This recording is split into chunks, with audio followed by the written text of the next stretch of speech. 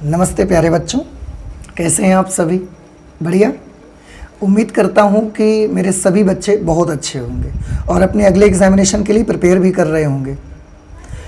मैं आपको बताऊं कि इंग्लिश एग्जामिनेशन के बाद आपको भी पता है 4 अप्रैल 2022 को आपका मैथमेटिक्स का एग्जामिनेशन है। मैथमेटिक्स के एग्जामिनेशन में स्टूडेंट्स को बहुत डर लगता है, तो पहले तो मैं यही कहना चाहूँगा कि प्लीज़ आप डरिए नहीं। मैथमेटिक्स का एग्जामिनेशन जितना आप सोचते हैं ना, उससे कहीं ज़्यादा इजी रहता है।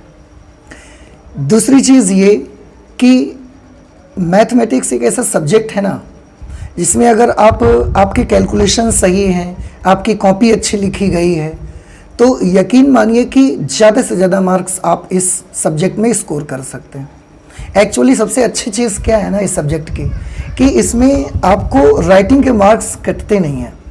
अगर आपकी राइटिंग अच्छी नहीं भी है पर आपकी कॉपी साफ़ सुथरी है, कॉपी में कैलकुलेशंस जो आपने किए वो बड़े अच्छे से किए हैं, तो यकीन मानिए कि आपको 100% मार्क्स किसी भी क्वेश्चन के लिए मिल जाते हैं।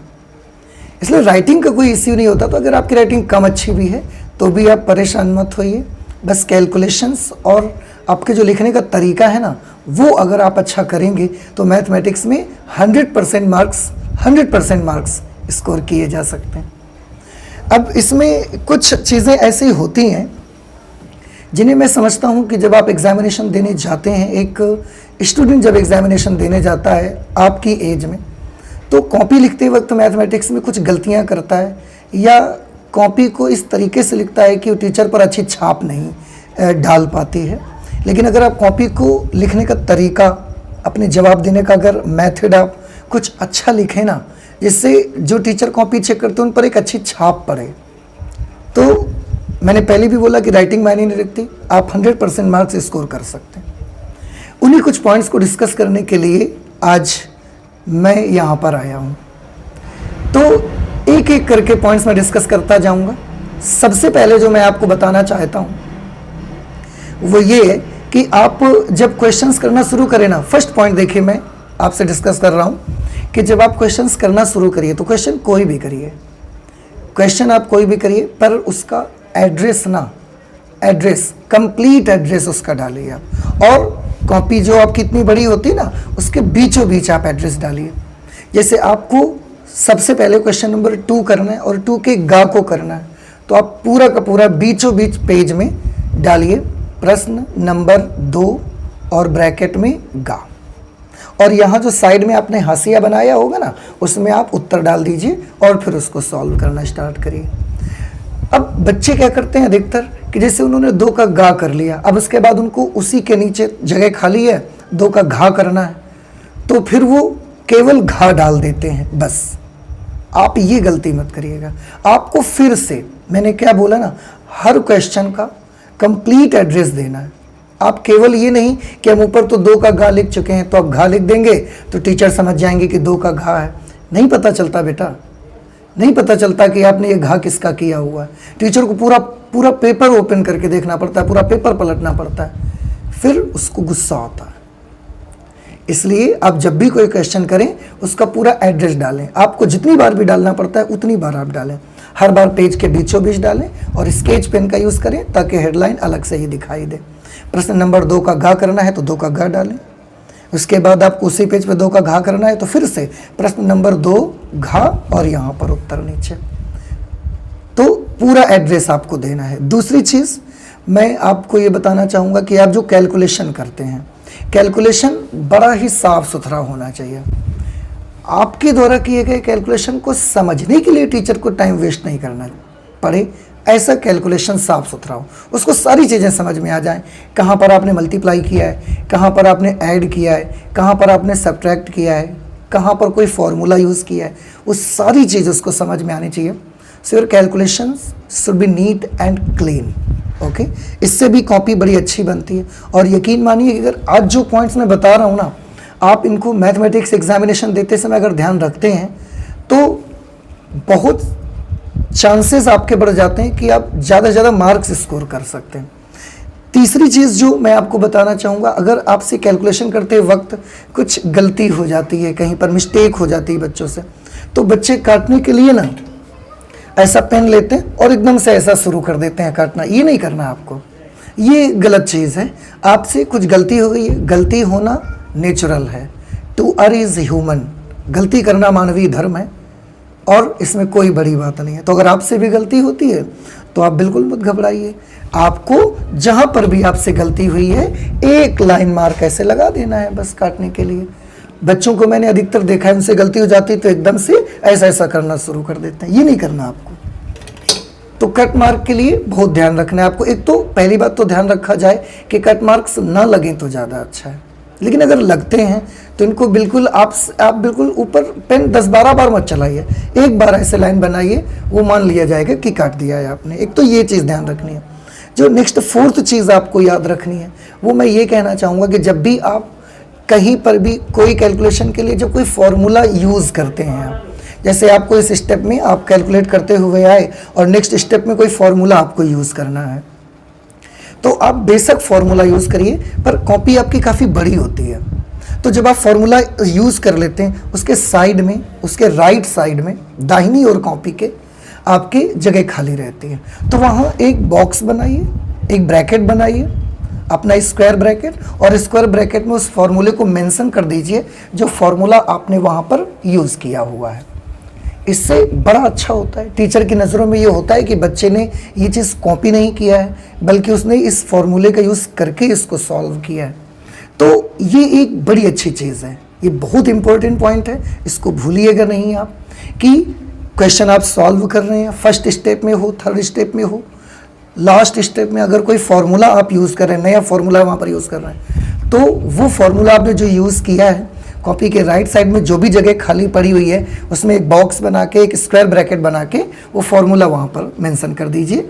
तो टीचर देख के समझ जाएगा कि ये फार्मूला इस स्टेप पे लगाया गया है। एक तो फोर्थ पॉइंट ये मैं आपको कहना चाहूँगा। फिफ्थ पॉइंट जो है वो इस बात का भी ख्याल रखें कि बहुत सारे लोग आपको समझा देते हैं कि मैथ का एग्जामिनेशन है तो आपको कॉपी में एक साइड का पेज बिल्कुल खाली छोड़ देना है। नहीं, ये गलत तरीका है। आप मैथमेटिक्स का पेपर हो या कोई भी पेपर हो, एक साइड का पूरा पेज अगर आप खाली छोड़ देते हैं, इससे कॉपी बहुत बर्बाद होती है। आपको ये नहीं करना है।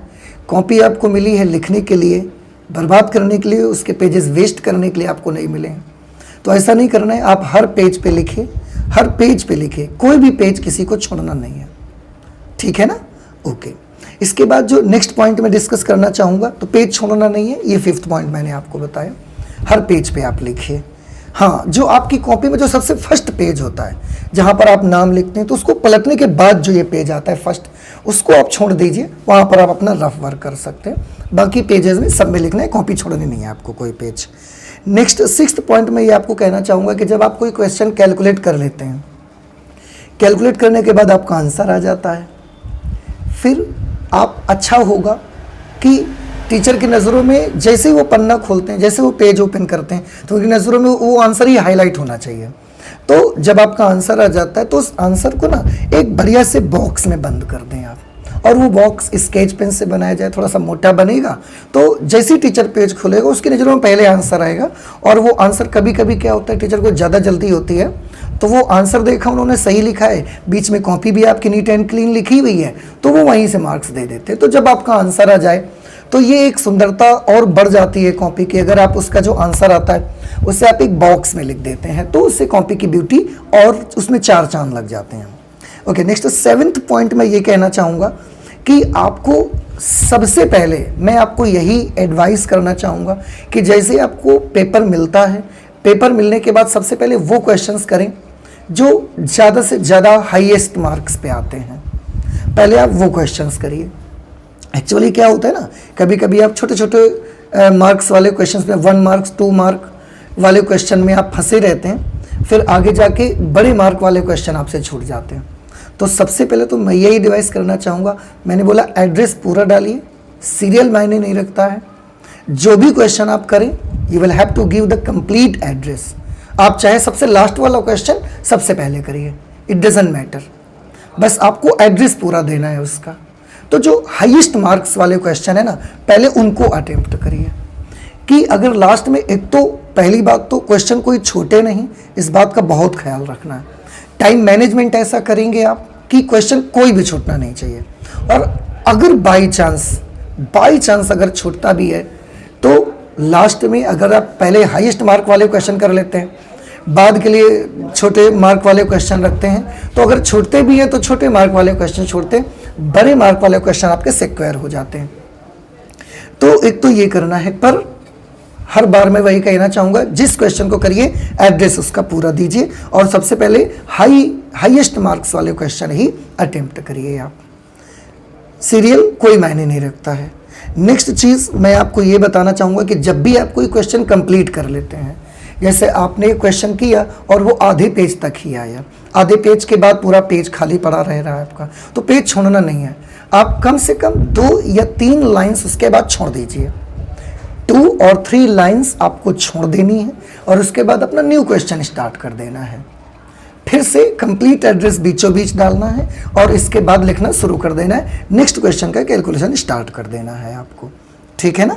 तो मैं इस पॉइंट में आपको ये बताना चाहूँगा कि किसी भी क्वेश्चन को कंप्लीट करने के बाद 2-3 लाइनें आप छोड़ दीजिए, उससे कॉपी ना तो आपकी वेस्ट होती है, बाकी कॉपी की ब्यूटी और ज़्यादा बढ़ जाती है, कॉपी की सुंदरता बढ़ जाती है और साफ सुथरी लगती है देखने में। और अगर किसी पेज में आपने क्वेश्चन सॉल्व किया और उसमें 2 ही 3 लाइनें बची ही रही हैं लास्ट में, तो फिर आप वो पेज छोड़कर आगे बढ़ जाइए, फिर कोई प्रॉब्लम नहीं है। नेक्स्ट जो चीज़ मैं आपको बताना चाहूँगा वो ये कि जो ऑप्शनल क्वेश्चन आपके आते हैं, जो भी ऑप्शनल क्वेश्चन आएंगे, बच्चे अधिकतर मैंने देखा है क्या करते हैं कुछ बच्चे कि ऑप्शनल क्वेश्चंस में पूरा क्वेश्चन लिखते हैं, फिर लास्ट में डैश करके आंसर लिखते हैं। नहीं, क्वेश्चन नहीं लिखना है। क्वेश्चन लिखने से आपको कोई बेनिफिट नहीं है। क्वेश्चन टीचर्स के पास क्वेश्चन पेपर में हैं, उसके पास क्वेश्चन पेपर रहते हैं, वो क्वेश्चन पेपर से क्वेश्चन देखेंगे। उनको ये ज़रूरत नहीं कि आपकी कॉपी में क्वेश्चन देखेंगे, उनके पास क्वेश्चन पेपर होता है, वो वहाँ से क्वेश्चन देखेंगे, आपकी कॉपी में सिर्फ आंसर देखने के लिए वो आएंगे बस। तो आप जो ऑप्शनल क्वेश्चन करते हैं ना, एड्रेस कंप्लीट डालिए, वैसे ही बीचों बीच क्वेश्चन नंबर 1 का उत्तर और केवल आंसर मेंशन करिए बस। आप अगर ए पार्ट सही है या का पार्ट सही है तो ए पार्ट या का पार्ट आप लिखिए और उस पार्ट में जो लिखा है आंसर वो नोट कर दीजिए।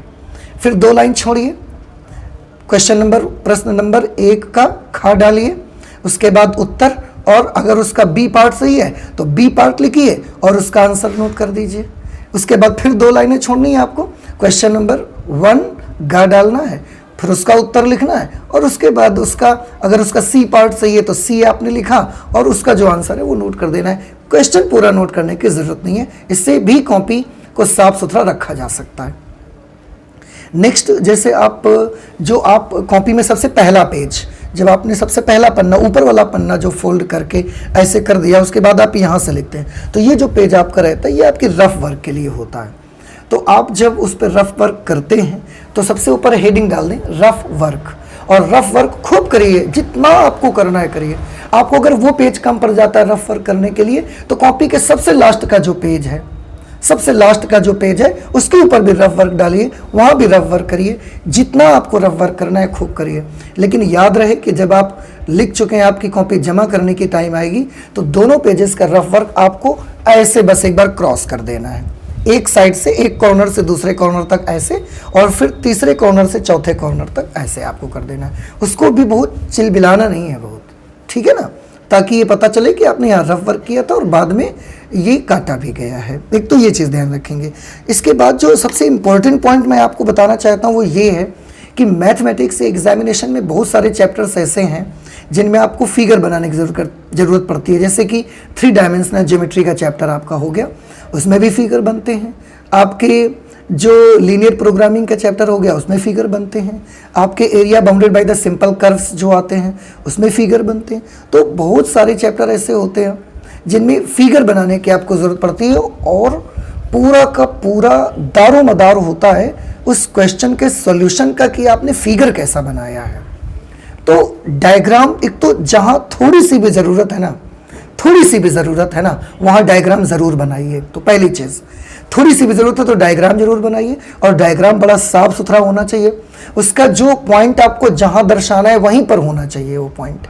ऐसा नहीं कि कहीं पर भी ए पॉइंट जहाँ लिखना कहीं और है, आप ए पॉइंट डालें कहीं और। तो डायग्राम थोड़ी सी भी ज़रूरत है तो ज़रूर बनाओ। और डायग्राम भी आपका पूरा नीट एंड क्लीन होना चाहिए, इस बात का जरूर ख्याल रखें। डायग्राम बिकॉज मैं आपसे हमेशा बोलता रहता हूँ ना कि figures speak better than the words. जो चित्र होते हैं वो शब्दों से कहीं ज़्यादा अच्छा बता लेते हैं, कहीं अच्छा समझा लेते हैं कि आप क्या रिप्रेजेंट करना चाहते हैं। आप जो लिख कर नहीं व्यक्त कर सकते वो डायग्राम के माध्यम से आप दर्शा सकते हैं। तो डायग्राम अगर थोड़ी सी भी ज़रूरत है तो डायग्राम बनाएं और उसको बड़ा साफ सुथरा बनाएं ताकि टीचर पहली नज़र में देख के समझ जाए कि आपका ए पॉइंट कहाँ है, बी पॉइंट कहाँ है, और आपका जो भी फिगर बना आपने क्या दर्शाना चाहते थे वो उसको तुरंत समझ में आ जाए। सबसे लास्ट में और एक बड़ी छोटी सी चीज़ मैं आपको बताना चाहता हूँ, जब आप कैलकुलेशन करते हैं ना तो कैलकुलेशन करते वक्त कभी कभी कुछ आंसर ऐसे आते हैं जिनमें प्लस माइनस लगता है, उन निशानों का बहुत ख्याल रखें।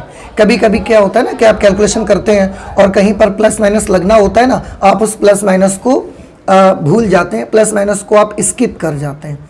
ऐसा मत करिए। मैथमेटिक्स में निशानों का बहुत इंपॉर्टेंस होता है, साइन का बहुत इंपॉर्टेंस होता है, बड़ा महत्व होता है, इसलिए निशानों को आप भूलिए नहीं।